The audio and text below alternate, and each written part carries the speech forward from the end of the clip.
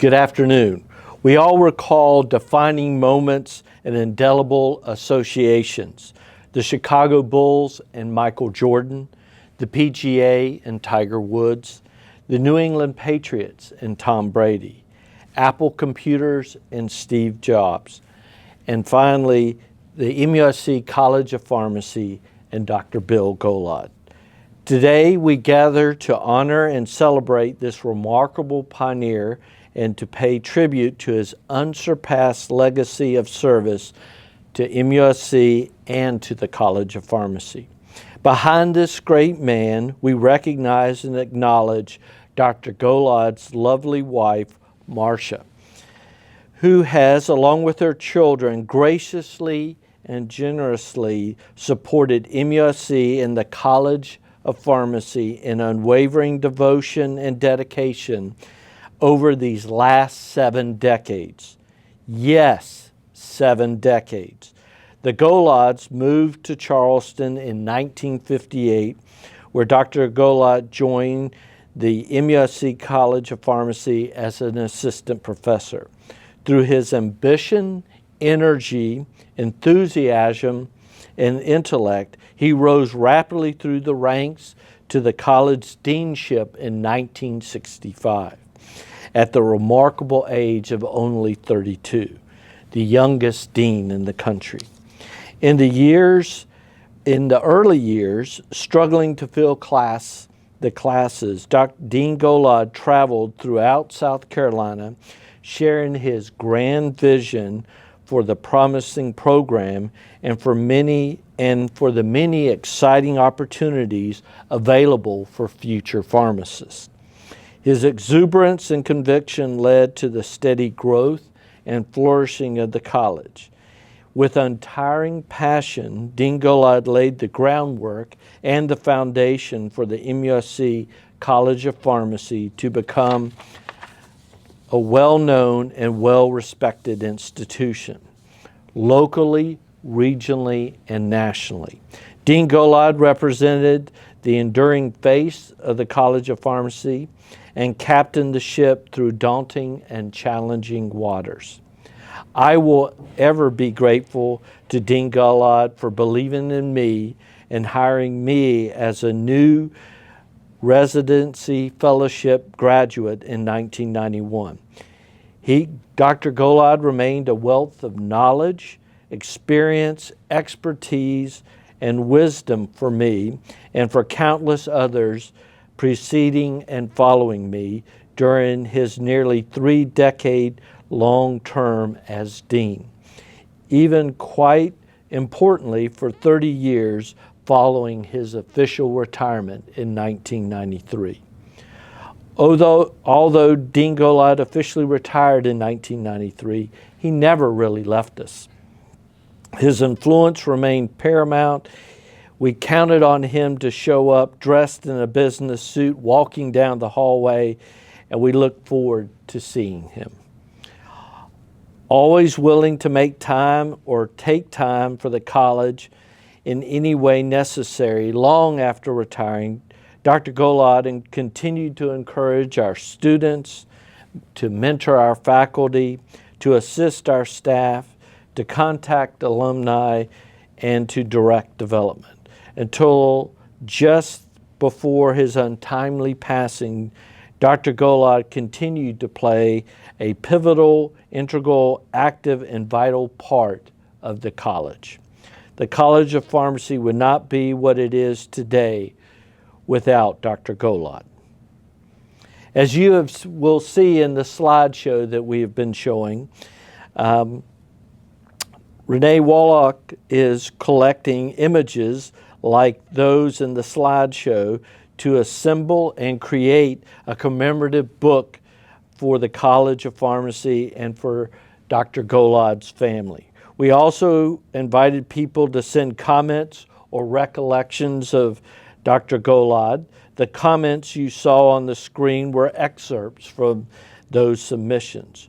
We'll also compile those too, publish them online so the MUSC College of Pharmacy family can experience and enjoy these treasured memories. Some examples include Dr. Golod asking George Dole, who was 6'9" as a student, to stand in the back of the classroom under renovation. Dr. Golod wanted to make sure the ceiling would be high enough that George would be able to walk through without having to stoop. In the MUSC faculty meeting, Dr. Golod, without notes, filling a chalkboard with multiple equations from the funding formula for the college from the MUSC University budget, leaving everybody in both awe and wonder. Coming to the aid of a faculty member who had submitted a letter to the editor in the Post and Courier, which came to the attention of the then MUSC president and raised a fury. Dr. Golod respectfully intervened and successfully diffused the situation. He rallied for a student who was notified the day before their scheduled surgery it would not be covered.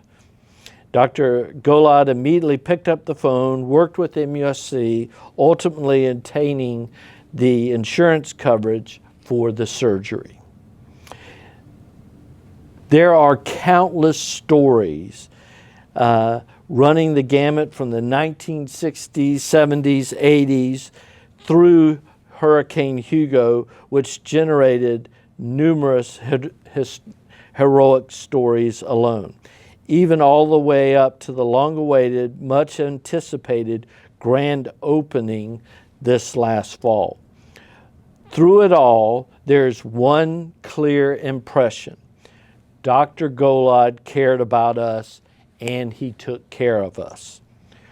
We all have the good fortune today of hearing directly from a few people who knew Dr. Golod well and who represent the thousands more whose lives he impacted. We have Dr. Arnold Carrig, another MUSC College of Pharmacy titan and former dean. We have two planned speakers who were students while Dr. Golod was dean and who have stayed connected with him as they forged their impressive careers. That's Dr. Kathy Chessman and Dr. Tim Vanderveen. Before I turn over the podium to our speakers, I'd like to add one last point. Many people wrote in to tell about how Dr. Golod got them through pharmacy school. They said without Dr. Golod, they would not have made it. From arranging from a student's broken down car to be fixed, to bringing about innovative scholarship opportunities, to providing encouraging words of support, and to listen and to just be there to listen to students, residents, faculty, work associates. Dr. Golod believed in people. He believed in the college. Dr. Golod gave his heart and soul, living each day to its fullest, not for himself, but to improve the lives of those around him, for his family, for his friends, his colleagues, and for even those he did not know. But for those who were in need. We hold Dr. Golod up as the epitome of a man of honor, dignity, vision, courage, strength, devotion, dedication, humility, and tireless self-sacrifice. The MUSC College of Pharmacy is predominantly what it is today, a nationally recognized and respected College of Pharmacy because of the enduring efforts and effects of Dr. Golod. May we all imitate him in our lives and in our actions. We will be grateful for his life and his legacy. A truly remarkable man and one we deeply and dearly miss.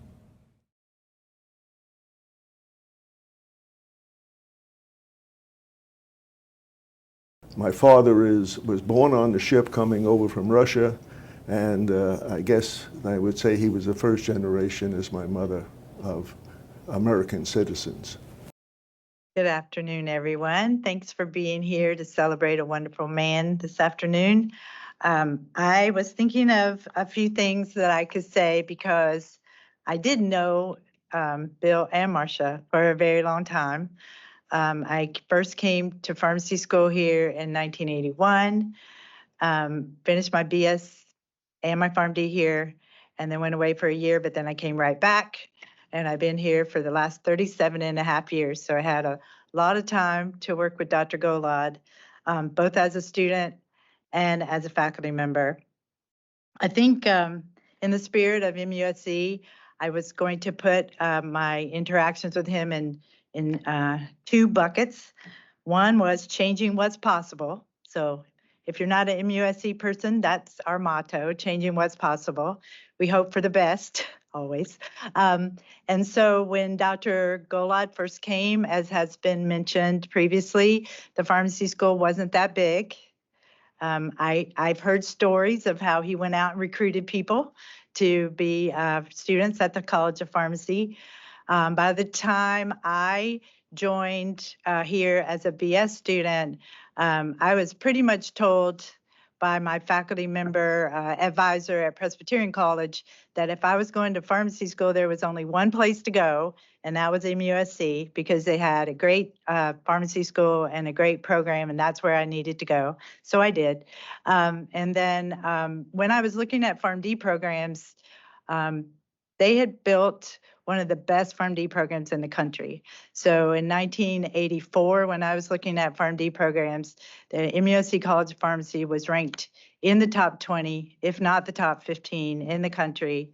Excellent faculty, some of whom are here, that were here at the time, had a worldwide reputation for being a quality PharmD program, which was all led by, as mentioned before, Dr. Golod's strength and wisdom, forward-thinking wisdom, to be able to see what pharmacists could do, not what pharmacists were doing, but what pharmacists were able to do. So building that world-class pharmacy program, PharmD program, was on the heels of the clinical services program in the hospital, and having pharmacists rounding with physicians way back before that was the thing, having bringing quality faculty in, putting them in the hospital, having them round with physicians and others in the hospital. At the time, the department, at the time I came, the person that was the chair of the Department of Hospital Pharmacy in the college was also the director of pharmacy services in the hospital, which kind of made that interaction very easy, because when you got hired as a faculty member, you could they could tell you to go work over there or work over here or work over there, because he was in charge of both. So whatever was happened to be the important thing to do at the time, that's what you focused on. But it led to what we currently have between the college and the hospital, is our excellent interaction between the college and the hospital that still remains to this day. And that is not true at every college pharmacy in the country. So we have a unique opportunity to be able to be here on this campus, but also to be fully integrated into the clinical services. And that's all partly and wholly a lot to do with Dr. Golod's leadership. He also was a leader in developing the residency program. Someone mentioned Mrs. Bobo.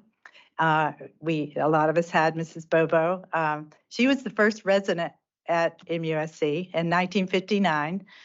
She started our residency program, and from there we now have one of the best residency programs in the country. We have 34, 35, 36, 37, depending on the year, residents every year. And that is also a testament to the leadership that was provided early on in the college to develop that residency program and to work closely with the hospital for that residency program. Dr. Golod was very good at developing new faculty. So one of my fondest memories of him is approximately 6 months after joining the faculty, he said, Kathy, I want you to be the chair of the curriculum committee. And I said, Dr. Golod, don't associate and full professors chair committees? Like I'm a lowly assistant professor and I've been on the faculty for 6 months.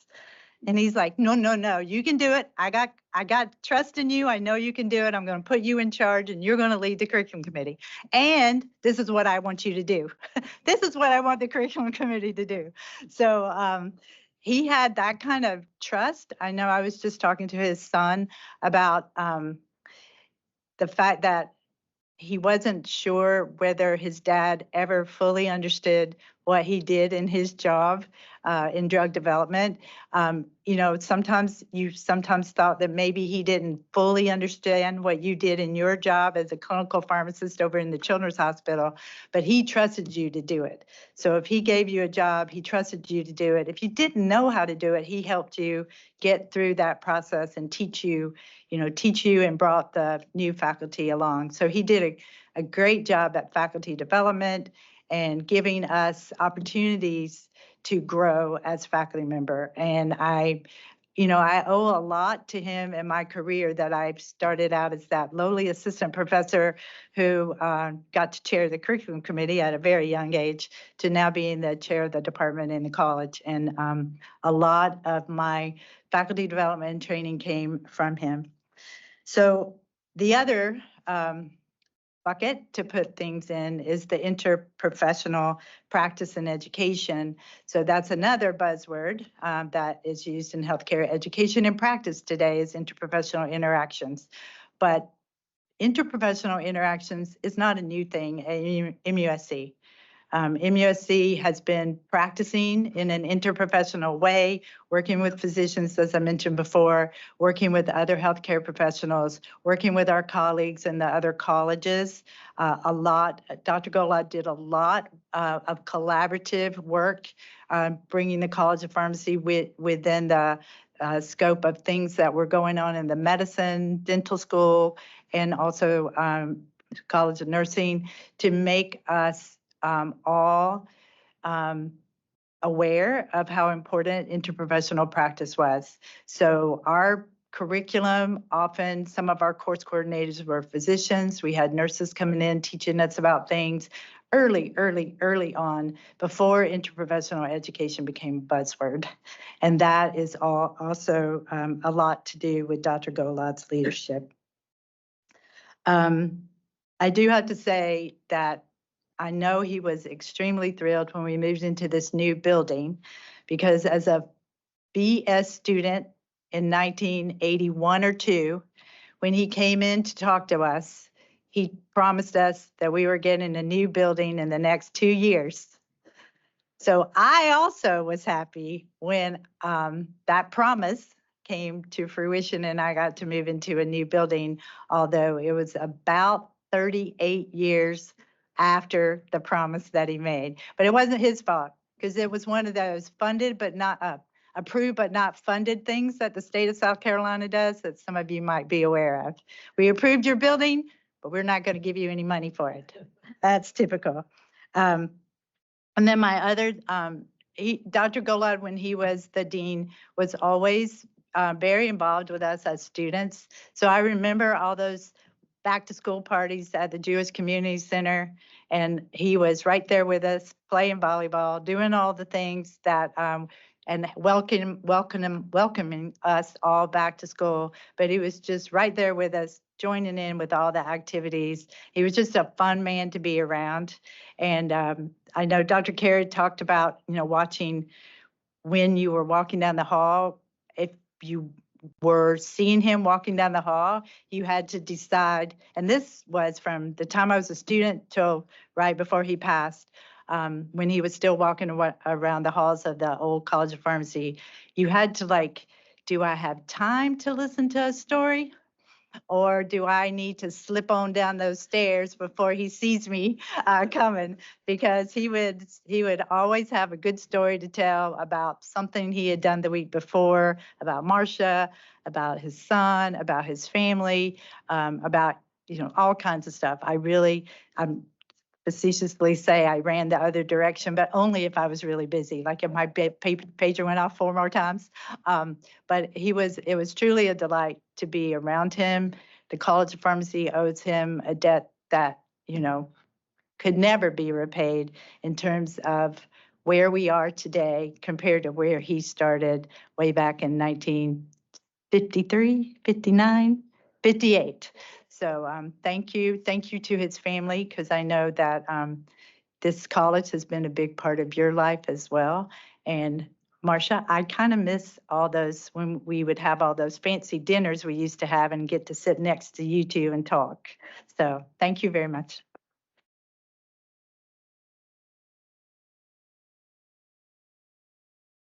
As part of my research, I presented a paper on what was then how you make span-stools. Span-stools were like a deep dark secret of SmithKline, and I presented it at a national meeting, and I didn't realize I broke the secret. Well, thank you very much. It's a really great opportunity for Linda and me to come back here. We live in San Diego, so it's our first time back to Charleston, and I'm not sure when. I remember coming here after Hugo, but I'm not exactly sure when we were here, but it's such a remarkable city. And just listening to Arnold and Kathy brings back even more memories, and I've been putting more stuff down here, but I have many of the exact same memories.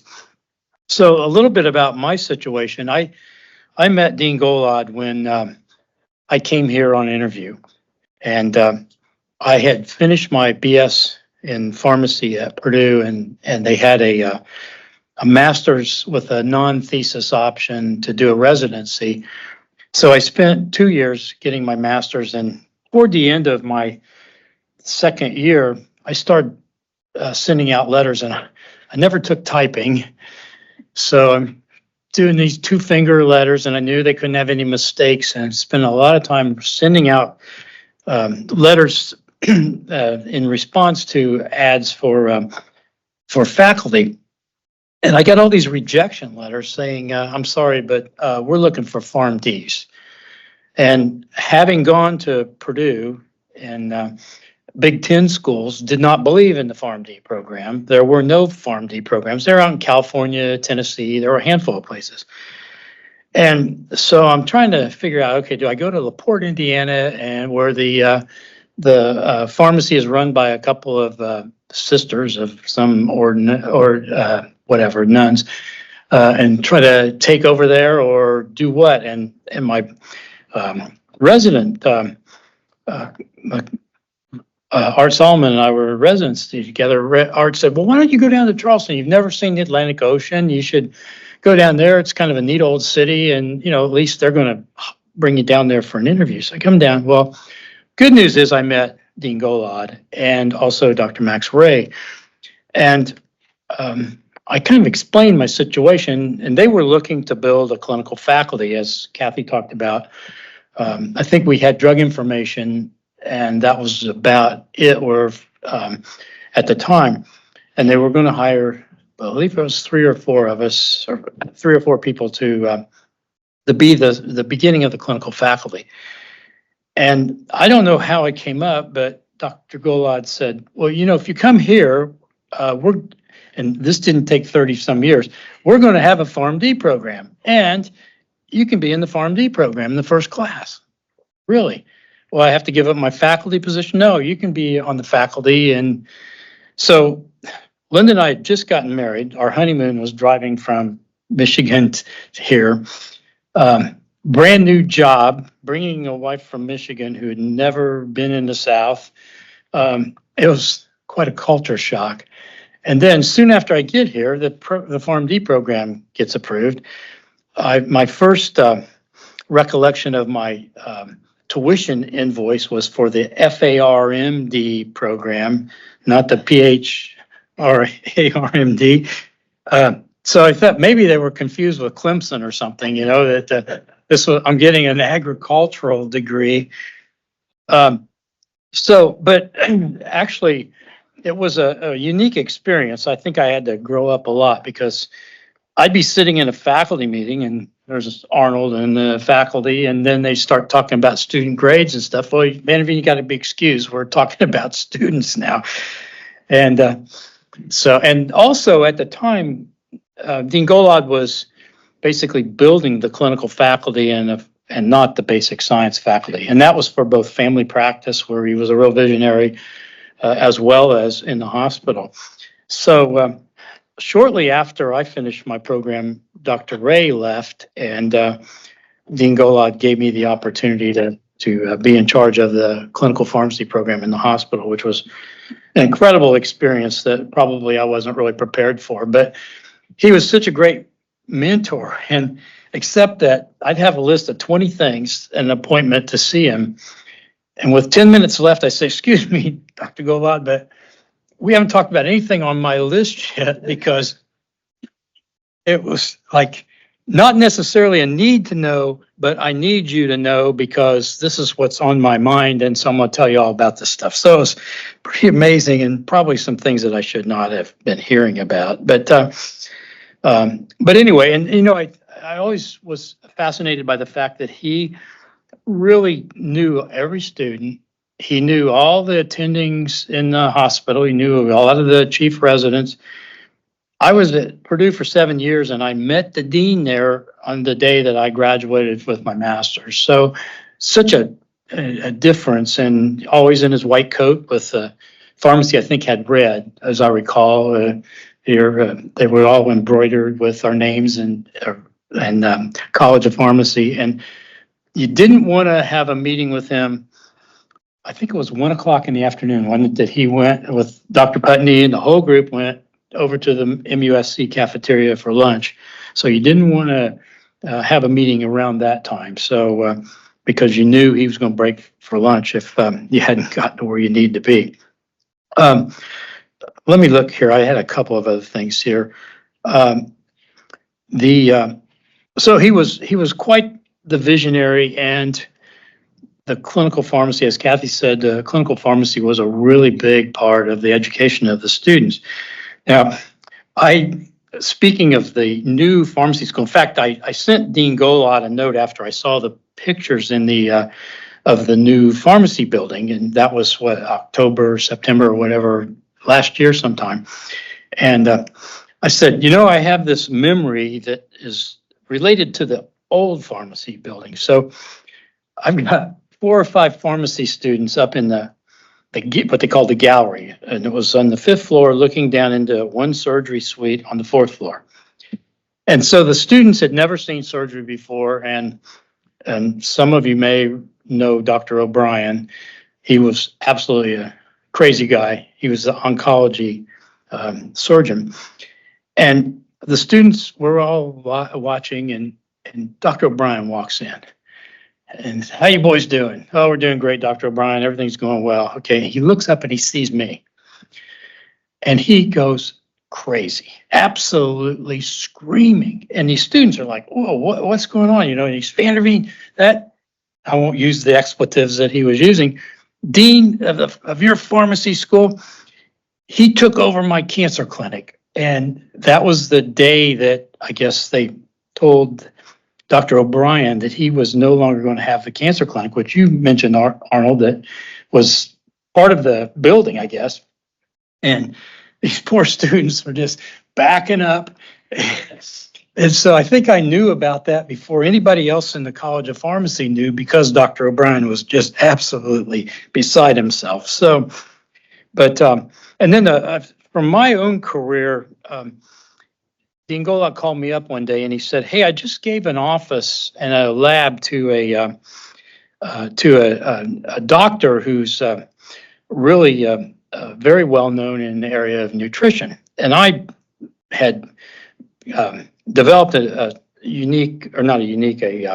strong interest in intravenous feeding patients who couldn't eat normally. And he introduced me to Dr. Robson, who was quite an interesting character in and of himself. But we teamed up together and had one of the first nutritional support services in the country, with the medical university, the county, the VA, rounding with about 20 medical students and interns and pharmacy students, really interdisciplinary. And I think my career would have gone probably in a different direction if he hadn't introduced us and we started working together. So now I'll finish here, and I got these from Dr. Cormier. Dean Golod had what I think John probably called Golodisms. And typically in the faculty meeting, Dean Golod would say something, and John would immediately write it down in his book, which he found out in his garage. Because I sent him a note and said, "Do you still have the Golodisms?" And he did. So I'll just read a few of these, and I don't know if you'd hear these at home or not, but so here's a real pain in the petunia. The price of rice in China, whatever that had to do with anything. Sorry about that, Charlie Brown. Ottoman infinitum, hellfire and damned brimnation, leper in the closet, short end of the change. Let's see here. Come to loggerheads. Let's put our foot in the door and test the water. And it's like, oh. And John would write these down, and then they'd be passed around in case anybody missed them in the faculty meetings. Freddie Goodshoes, can of snakes, a bag of worms, ants in your pantry. A couple of them I shouldn't say here. But anyway, it was let's see, I can't read this. A kink to break the armor. So anyway, it was fascinating, and it was about, for me, around I think 11 years of working with him, and it was some of the very best times of my entire career, and really an honor to be here and see all of you folks here, and look forward to the new college and maybe even getting a tour here, since we haven't been back here since you moved in. So thank you very much, and appreciate you letting me make a couple comments. Thank you, Tim. And also, thank you for coming from San Diego to join us here today.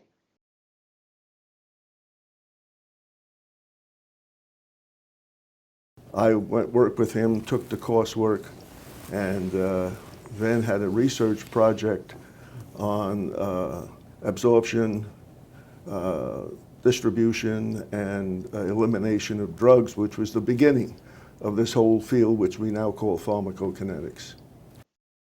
At this time, I did want to kind of open up the mic. If anyone wanted to say anything, if you could, in front of you, you can come down here, or you can push the mic in front of you and speak. But please come on down. So Bill's going to speak first. And My name is Billy Edwards. Graduated in 71, and the old building over there, we have no air conditioning. Now, Thank you, sir.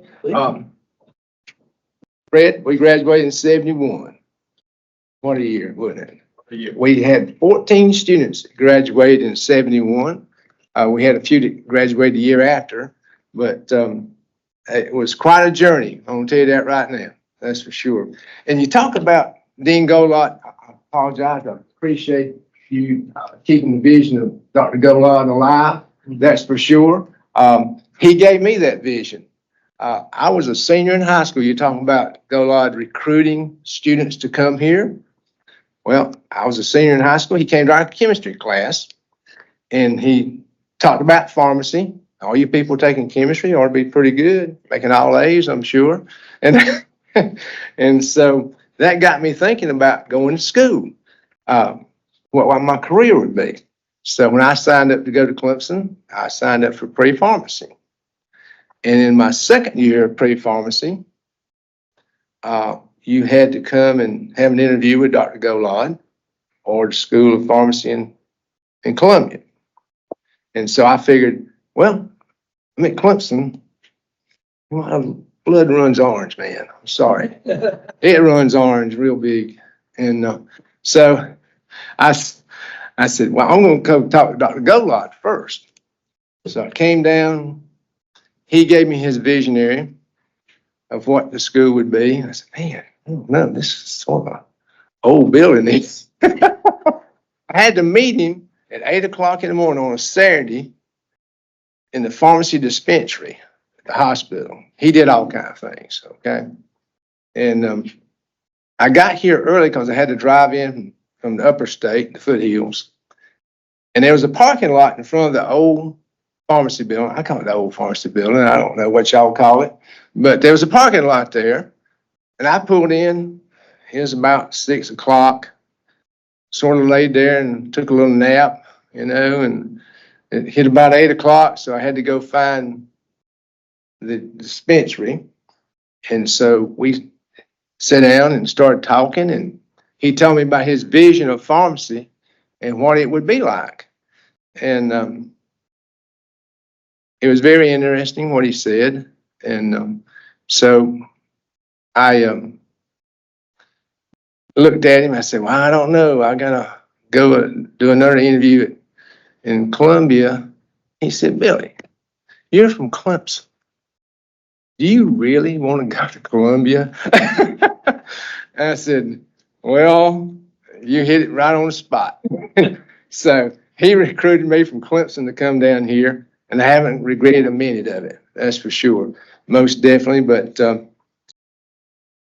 I know last year we had the grand opening of the school. Fred Lesh, I want to recognize you.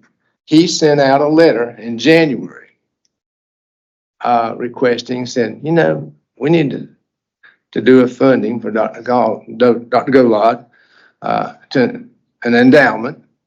I said, and when I got that letter, I called him right that day. He answered the phone. I said, Fred, that's a great idea. I'm all in. And so I helped him call. I called you every week, didn't I? Almost. And Phoenicia Miracle, she was on the phone there a lot. And I was so looking forward to this. And in March, I had a little illness.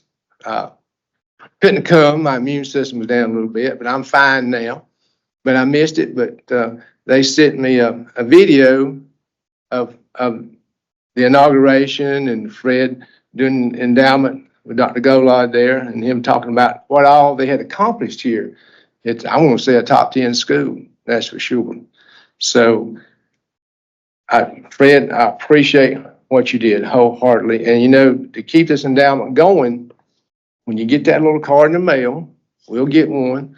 To keep it going, we need to keep funding it, right? Okay. Yeah. That's right. We need to keep funding it. Okay. So every year, trying to send a little money, whatever, But Fred, I really appreciate what you did. I really do. For the class. I still got that ring, 71. I'm really proud of it. It's still here. I appreciate my teachers and everything. And I know you probably don't remember me. My cousin was Donnie Edwards, and we had Jimmy Balcom, Perry Buffkin. I showed you that picture, didn't I? I got my ID picture here when I was in school. And but anyway, to make a long story short, of course, I'm not short on stories. I'm sorry. As I always say, how did I get here? And that Dr. Golod sort of recruited me here and everything. And I've been back to Charleston many times. This is the first time I've been back to the school. It's embarrassing to say that. We'd come by here. My sons, both of them graduated from Clemson. They got orange in their blood. We'd come by here and say, yeah, that's where I went to school. And they'd like, say, you went in that building there, Dad? And what, you got all these new buildings right here? He said, yeah, that's where I went to school. I said, had an unbelievable elevator, didn't it, Fred? Unbelievable elevator. It's quicker just to go up the stairs to the fourth floor, whatever. But anyway, you can't park across the street anymore. Of course, we had no money. So across the street from the parking lot in front of the pharmacy school was a big field. There is no field there anymore. We'd pull our cars up there and park in the field because we can afford to park, you know? So that was one of the stories. But the story that I've got about Dr. Golod, I remember, I never forget it, is the year we're supposed to graduate. It's about a month before we're supposed to graduate. And his secretary handed me a note on the way into class. I sat down. You know, all our classes were sort of up there where his office was a lot of times. I opened that note and said, Dr. Golod wants to see you immediately after class. I said, really? I said, okay. So I said, I don't know what this is about. But anyway, so after class, I went in and the secretary was sitting there. I said, Dr. Golod wants to see me. She said, okay, come on in. I came in. She said, Billy, have a seat. I said, yes, sir. He said, you know, I got a phone call to an accountant down there in the bursar's office. Said, you owe $300 for tuition and you hadn't paid. And he said, you know, you can't get a diploma unless you pay this tuition. He said, what's going on? I said, well, I don't have any money. I'm broke. $300 back then in 71 was like, what, 3,000 or 4,000? What's it cost a semester to go to school now? 13,000. Okay. All right. All right. Okay. That's not room and board. Of course, I didn't room and board, but 13,000. That's cheaper than Clemson. I'm sorry. I know it's not because you got to do room and board. But anyway, he said, well, what you gonna do? I said, well, don't have any money. I said, I'm broke. And I said, I'm doing good. I go to the library, and Fred, you don't know this. I didn't have much money. All the books we had were in the library. And every 2 weeks, I'd go check out some of our school books. And I'd recheck them back in every 2 weeks. And the librarian there, she got to know me pretty good. She said, did you lose your book? I said, well, you need to save this. I don't have much money, but I did have to buy the Goodman and Gilman Big Gray book, okay? That was no choice. Had to buy that sucker, and I still got it. I still got it in my study at home. But anyway, it was tough. It was tough. Back then, you think, $300, that's not much money. Well, back then, that was like 3,000. And so he said, I'm going to do you a favor because you're a good student. I'm going to call down to the accountant's office and I'm going to tell them to give you a loan for $300. I said, really? He said, you come by my office tomorrow and I'll tell you what time you're supposed to go there. So he called down there, evidently. He said, you're supposed to be there at such a time the next day. And I said, okay. He said, Billy, you'll thank me for this in the future because you want that diploma. And so I went down to the office and they set me up for a $300 loan. And a couple months later, after I graduated, I got this bill and the thing was going to pay like $10 a month for so many years, okay? So I had money then, so I wrote him a check and said, thank you. I appreciate it. But that's the story I have. And I never forget it, but I wasn't here to tell him how much I appreciate it. But I thank him for doing that for me, that's for sure. I really appreciate him putting the foot down and helping me get $300 that I didn't have. And the librarian, she's just glad I graduated, that's for sure. I don't know if y'all still got them books in the library now, everything that you had. Okay, so the old library, we had the old library, remember? And one of the main things was he said, Billy, if you want to go to Columbia to pharmacy school, you know, it's not in the medical environments. Here, you're with the physicians, the doctors, and nurses, and the dentist, all. You're in a medical environment. So which one you want to be in, a party environment or down here learning something? And I said, I know your blood runs orange. You ain't going to go to Carolina, are you? I said, I don't think so now. But anyway, thank you for keeping this vision going. And Fred, thank you for what you've done. And when you get that card in the mail, try and send some money in. Let's keep Golod's memory going. That's for sure. Most definitely. Appreciate y'all showing up. Miss, I don't want an elevator now. We need it. What you gonna do with that old school? I'm gonna make a museum out of it. They're gonna use it for kind of swing space for a little bit. Okay, we need to tour that, ride that elevator, don't we, Fred? It hasn't changed. It hasn't changed. Thank you.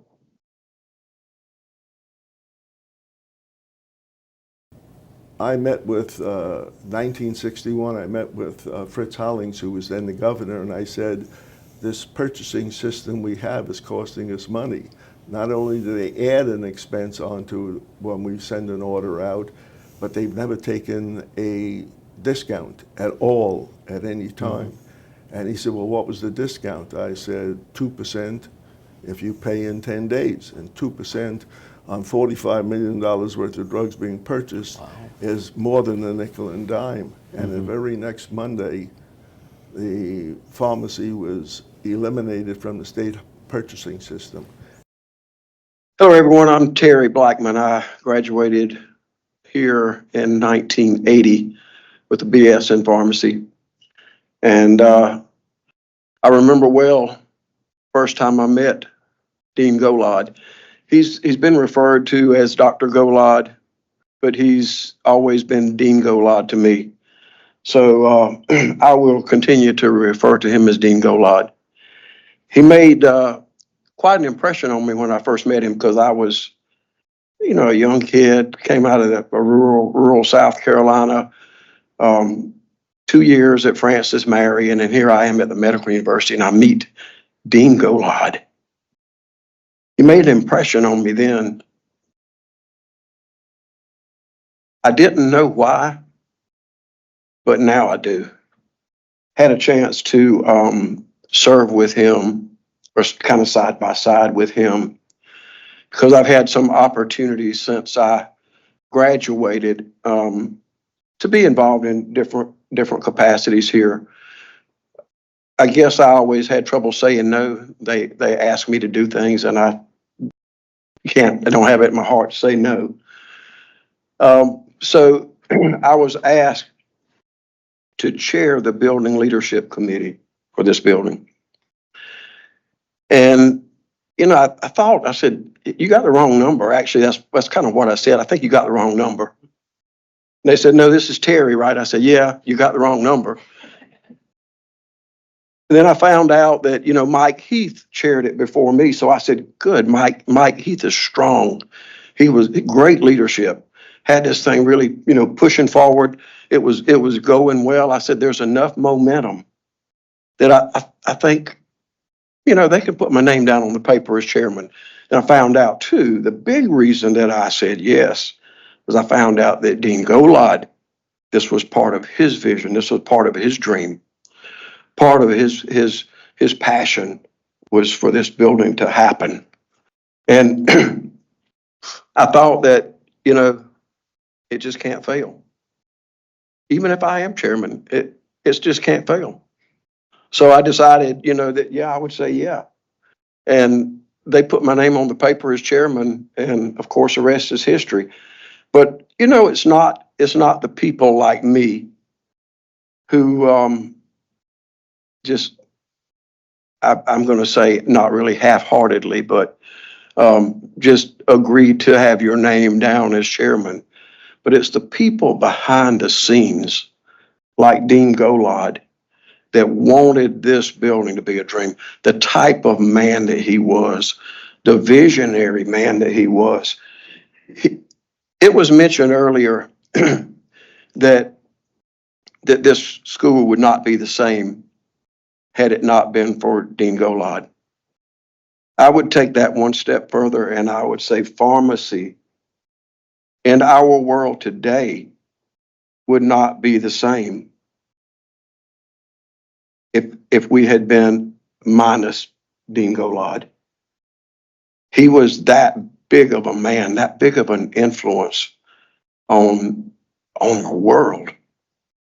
Not just the medical university, but his vision, his dream, his passion. And he had to be so pleased to see that the things that he wanted pharmacy to become happened. I'm so happy that he was able to be here for the groundbreaking, because this was really a vision. And I don't know if I've ever met a man that was more focused on a goal, had more energy, and was there. I mean, I felt like I was here a lot, not to be employed. I didn't get a paycheck, but I was here a fair amount for different reasons. And, you know, I kind of tried to pat myself on the back for being here. But every time I came, I saw Dean Golod. I mean, I thought he was still working, found out he was retired. He was that kind of man. So now I understand why the first time I met Dean Golod, that he was a giant. I mean, I was a young'un from the country and didn't know anything about anything. And I met one of the biggest men in the world. And I still feel like that he was just a giant. I don't think pharmacy would be the same. I don't think this place would be the same. I can't imagine the world without Dean Golod having been here. And he was one of those men that I always thought would be here. When I heard of his passing, I thought, it's not possible. It's just not possible. The world without Dean Golod? Can we make it? And I'm being honest. I mean, he was just, to me, he was that kind of man. He was a giant. I do have one story I'll share with you, because this is back when I was much younger. And I guess I was kind of crazy. Still am a little bit, I guess. Cindy would probably agree. But me and two of my college friends, we decided that between the end of classes and graduation, we had 3 weeks and 5 days. And we decided we would take a trip. We went out west. We planned a trip. We didn't plan it very tightly, though. It was pretty loose. We drove west, left on a Sunday morning, drove west. Anyway, before we left, I had a conversation with Dean Golod. And it was really just kind of talking, you know, just kind of chit chat, talking about my trip. Told him we had a trip planned. We're going out west. We're going to the West Coast. We might even drop down in Mexico, go up into Canada. But we're going to do that between the end of classes and graduation. Got 3 weeks and 5 days. And I'm going to tell you, I had great fear for that man because of the stature, the big man that he was. And as I shared the exciting details of my trip between the end of classes and graduation, he looked at me with one of his most stern looks. And I'm pretty sure this is a quote, because it's kind of ingrained in my mind. I don't think I'll ever forget this. But he looked at me after I excitedly shared the details of my trip. And with that sternness, he looked at me and he said, "You better be back for graduation. I'm not going to mail your damn diploma." End of quote. We were back on time, because at that point in time, I knew there was no other option. So we were back for graduation. I'll end with saying that I appreciate the opportunity to say these things. All of it is very heartfelt. I am so happy for the times that I said yes. And some of them are so that I can sit beside men like Dean Golod and see how he served. He knew how things worked in this world. He knew how to make things happen.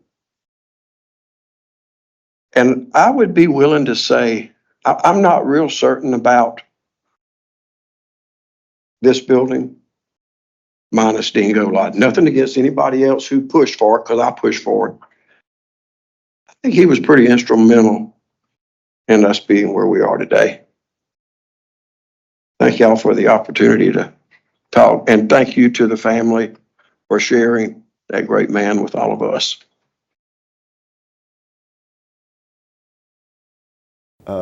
Give me, this is the middle of the year of 62, 63, but I'll make a bet that by 65, I can fill the house if you will go ahead and let me go out recruiting. I'm David, Bill's son. On behalf of the family, I do want to thank, first of all, Dean Hall and Renee for putting this together, and the entire College of Pharmacy and MUSC community, and all of y'all for coming today. You know, it's hard to summarize my father, but I think the word passion, he had three main buckets of passions. One was for the family. So from our lens, my sisters and I, our days would be, we'd wake up and he would make sure we were fed and off to school. He went to the black box at the College of Pharmacy. We didn't know what happened there, you know, and then 6 o'clock at night, dinner was on the table. We know how important meals were. So he took care of breakfast, got us off to school on time. But 6 o'clock, mom had dinner on the table. We ate at 6 o'clock every night. So you want to talk about, can't talk to him at the dinner table, yes, but you got to get to the dinner table. Then we had to have our meal. But then he would disappear, and he would either not disappear, he would leave to go to meetings. And so, you know, we didn't know what those meetings were, or he'd go on car trips. We didn't know what those car trips were. And, you know, he'd be back for the weekends. He's always at our sporting events, supporting us, helping us with homework where he could. You should have seen some of the science projects I turned in. Yeah, a little bit of help from Dad, you know.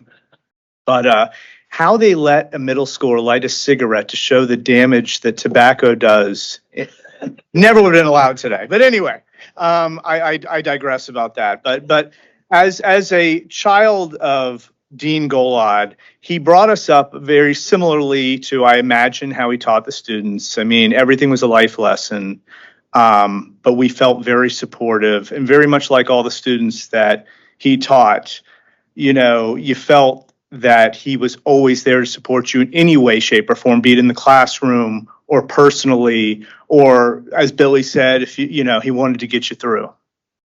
And, you know, with us, you know, it's very funny. He would go to you guys, and when he was recruiting students, and these were his car trips, by the way, he would either be recruiting students, meeting with new faculty.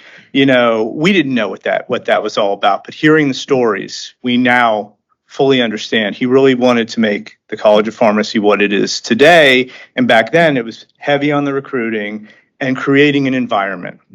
So his other passion, obviously, well, before I get to the pharmacy, is one of his passions was his civic-minded duties. So what you guys didn't know is you thought he was here all the time, but in our community, he wanted our community to be as strong as it could be, and he wanted to raise his family in a community. So he was volunteering to be president of the Jewish Community Center or at the synagogue or wherever it took. So he was at all these meetings because it wasn't just enough for him to be active. He wanted to create an environment to raise the family and be part of it and really own the community that he was part of. And so those were some of the meetings he'd go to, always back in time to read us stories, you know, to go to sleep or make sure, you know, whatever we needed as far as homework went. But his third passion is obviously what we've talked about today, and it's here and it's you. And, you know, when we had half days and we would come into the office, you know, this black box was a little bit more demystified, although he would give us projects. My sister always tells the story how he would make her like work on some, you know, identifying some drug, you know, or dissecting some drug paper and having summarized it. And if she had misspelled, he'd read her what she had summarized, put red marks all over and give it back to her for her to, you know, I'm the youngest of three, so I don't think he had the patience for that with me. But my joy was the man knew nothing about computers. I mean, and so to have an entire room of computers, I can't remember what floor it was on. Yes, I had to go in that elevator. That, you know, I told my wife who's claustrophobic, we're not going to take you on that tour. But, you know, on Sundays, he'd go, let's go for a car ride. It'll just take a few minutes, which meant all day because he had a piece of paper and he was rebooting the computers had the big, you know, tape wheels. And he'd have okay, turn this switch up, down, whatever. Inevitably, he's on the phone. because he didn't know what to do. And we'd spend all day getting these computers back up and running.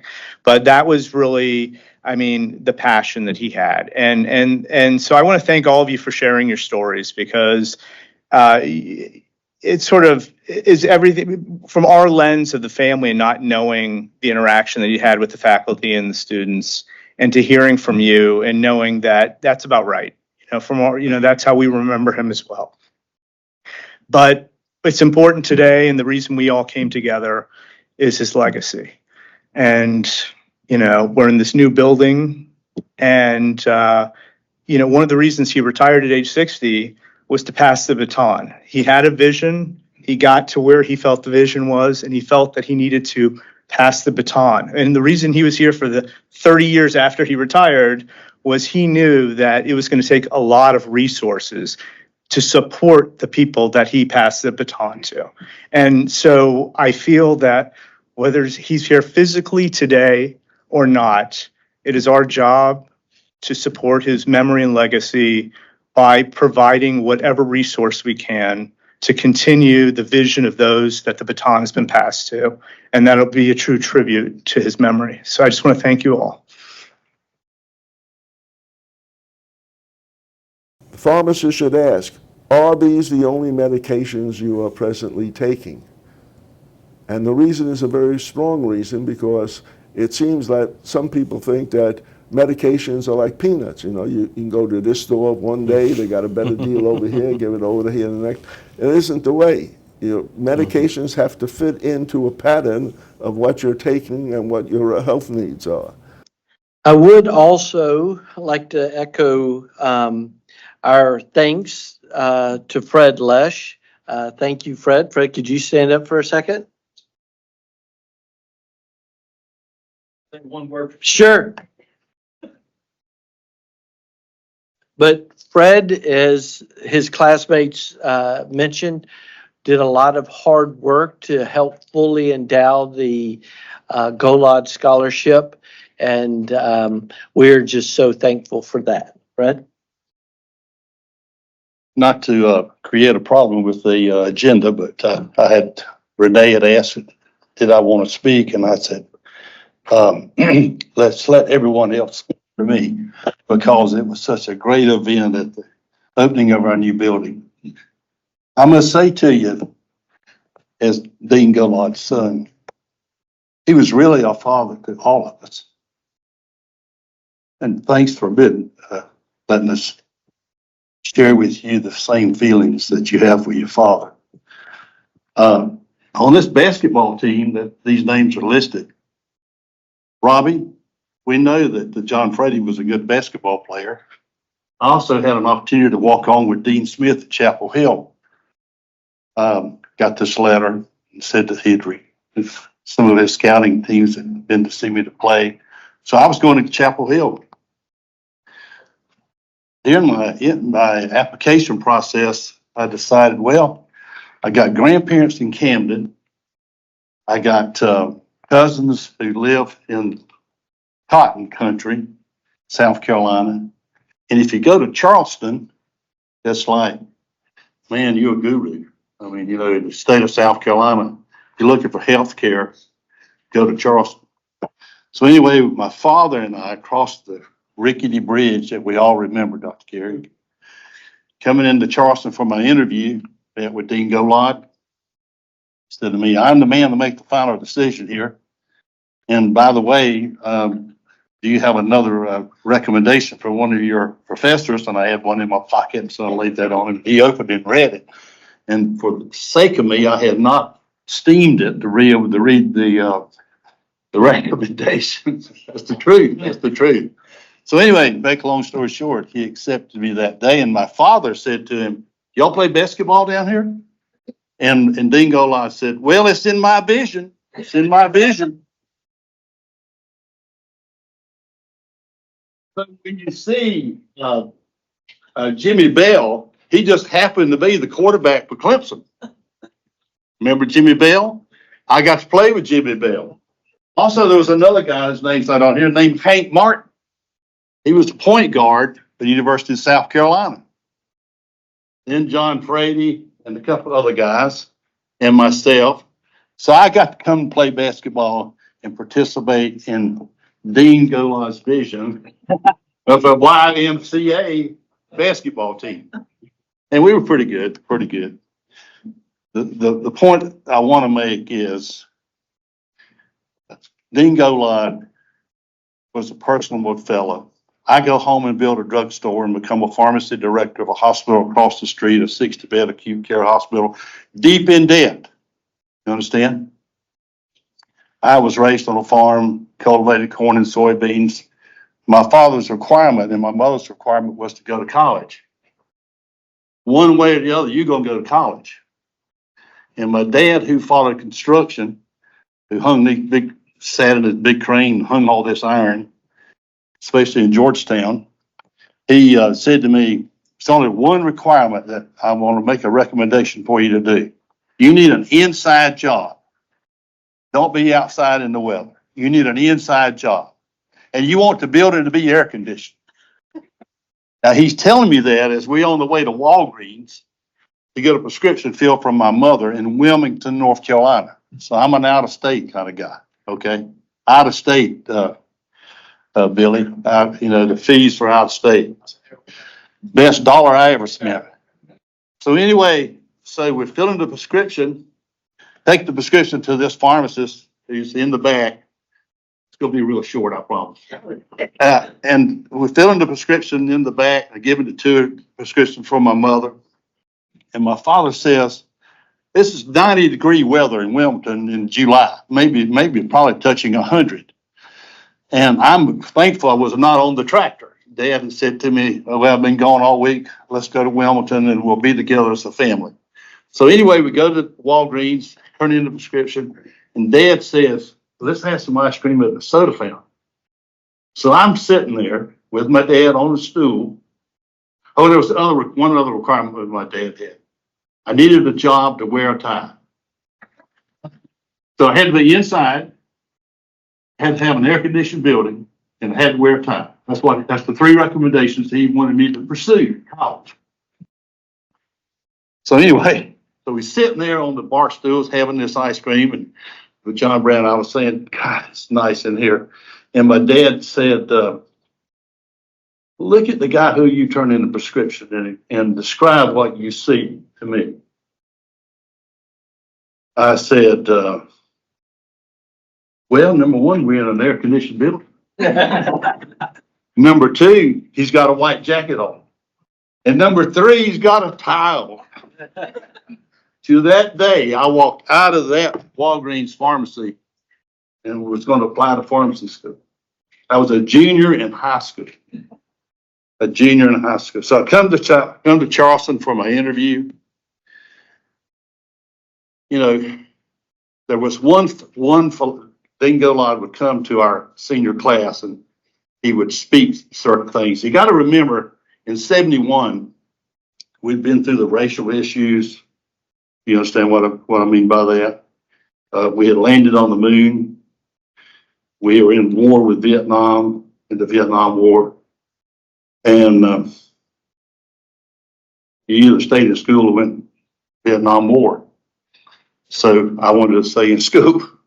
So anyway, so the point was that Dean Golod would come to our senior class and he'd speak his vision to us. Number one, we're going to have a new building one day. Number two, he'd say to me, "Pharmacy has to change to be survivable. We've got to extend ourselves." Dr. Kerry, you remember very well. We have to extend ourselves beyond the glass. What beyond the glass meant?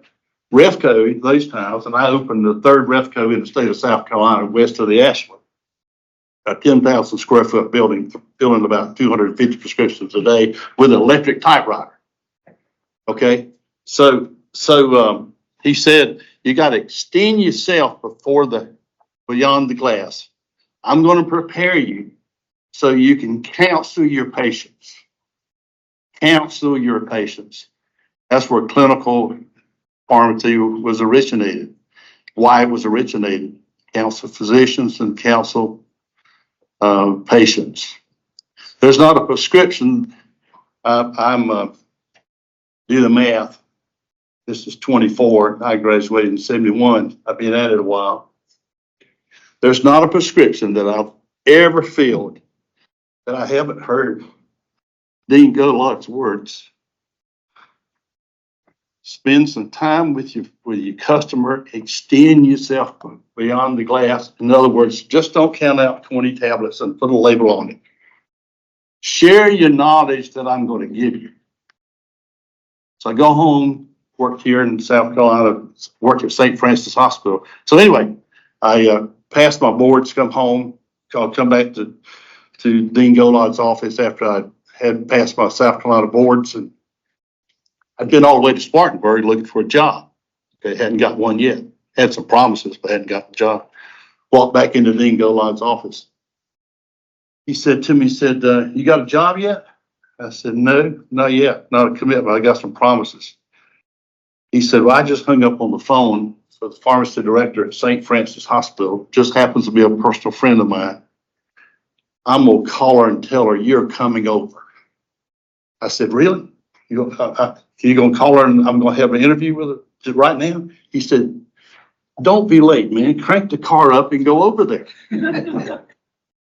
Well, Lord God, you show up with Dean Golod's recommendation. I had the job within an hour. This is a man who inspired me to feel guilt if I hadn't dispensed a prescription to my clientele without counseling them or feeling like I needed to share something with them. Tetracycline can make you get blistered in the sun whatsoever. Here we go with doxycycline, the same thing. Don't take it with a lot of big glasses of milk. All those sort of things, that we all know. And that doesn't even count the being on the floors of the hospital. Dean Golod in 1970 came to us and said, all the LPNs have quit the hospital, and there was a labor strike because of racial issues, labor strike. Dean Golod went to the School of Medicine and the School of Nursing and said, you know who should be the person dispensing medications on the floors of the Medical University of South Carolina? Guess who he said? We pharmacy students. Well, Lord God, I jumped on that. Man, I'd go over there and said, hey, I've been till I can go up and get a job as a medication nurse. Man, did I learn a lot about medicine. I mean, I'd been plowing corn and soybeans. You understand what I'm saying? And I didn't know the difference between prednisone or an aspirin tablet. Basically, I eventually did, but I actually got to see things on the floor that you just normally don't do behind the glass. So the visions that he shared with me personally and to our whole class about there is no better person to dispense pharmacy knowledge to the physician or the nursing staff or whoever than we as pharmacists. So we think of your father basically as our father. He challenged us and set a vision in front of us. He actually came to my drugstore with Dr. Carrick and visited me on his way to Wilmington to recruit. And I've got my head down, filling the prescription, thinking about what am I going to tell this patient about this medication. And this voice rings out and says, Les, you want the afternoon off? Well, Lord God, I raised up and there's my Dean Golod in my drugstore. I couldn't talk fast enough to him.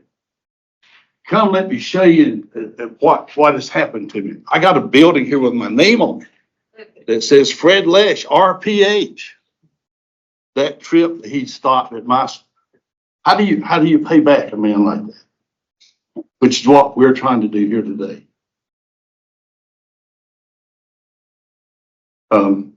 A giant of a man who in World War II, they talked about, Patton was the guy that said, hey guys, just follow me. Then Golod said, let's create a vision and go after it. Here we are today. He wrote me a letter about, probably 4 or 5 years ago. It said, Les, you probably own all the building around your drugstore now. It's time for you to send some money down here because we go build this building. So if any of you want to write a check today to the Dean Golod Endowment Fund, I challenge you, I'll write another one when we leave here.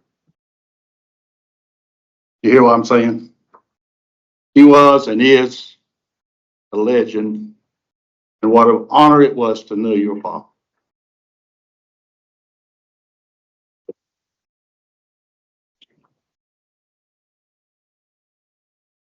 We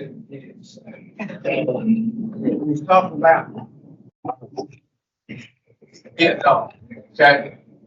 And we came here, freshman year toward the end, they did the login number for how you go in the military. Okay? So we're looking right here, Top Gun right here, okay? I was like number 257. Fred was number 10 on the lottery. Top Gun right here. He took a lot of, and he encouraged you to make good grades. There he did. But anyway, and we also, I'll embellish this about Dr. Golod saying, strike the head, strike and save it. A lot of us went to work. I worked in the neurosurgery. I dispensed medication. It was a learning experience. I learned how to do immunizations back then, do IVs. But you got it any other place with it? No. Okay. You could have passed the board and not have that experience. And when it came out, when we could do this, I knew how to do it. You know, nurse training, that was it. I didn't have to have a certificate or nothing. I was a pharmacist. But, and I could, on that neurosurgery ward, there's an amphitheater there. You walk down and watch surgeries. And I'm going to assemble surgery. It's amazing what so many surgeons like to listen to on the radio when they're doing surgery. Neurosurgery. One run car races. My is doing neurosurgery. Okay. One loved rock and roll. One liked country music, and one didn't want nothing to say. But it was an education, wasn't it? But we learned a lot. And Golod had a great vision. That's for sure. It's like Fred. Appreciate what you said about your daddy. He encouraged us all to get out behind the glass. Amen. That's for sure. They know most definitely. Appreciate it. That's for sure. It's a different day. Most definitely. Thank you, Fred, for what you're doing. That is it to be in here. So.